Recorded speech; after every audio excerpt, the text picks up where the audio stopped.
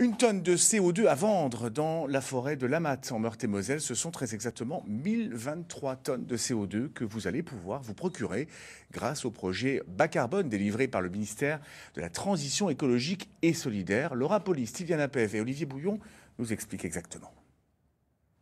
Dans la forêt de Lamat, les arbres souffrent eux aussi de leur pandémie. À cause de parasites, les chênes poussent moins vite et les épicéas meurent. Alors pour financer le reboisement de ces terres forestières, ce propriétaire a une solution.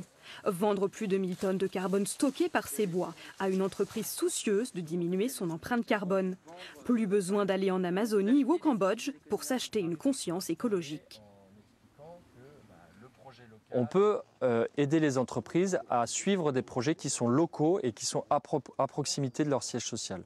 Et aujourd'hui, il y a beaucoup d'entreprises qui investissent dans des projets à l'autre bout du monde, mais sur des sujets qui sont difficilement vérifiables, plus difficilement quantifiables.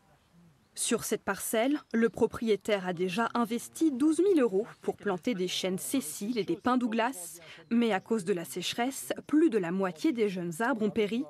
Alors cette économie climatique 100% française va l'aider à rebondir. Chaque tonne de CO2 emprisonnée dans sa forêt est vendue 40 €. Les subventions qui étaient de 80% en 99 ne sont plus que de 40% et qu'on serait tenté, propriétaire forestier, finalement, à laisser la forêt en friche et à ne plus rien faire. Le fait qu'il y ait ce label bas carbone nous permet de nous financer finalement et sans que ça coûte rien aux contribuables. Le propriétaire espère que la parcelle de Lamat sera prochainement labellisée.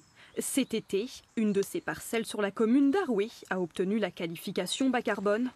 En France, 35 projets possèdent actuellement ce label.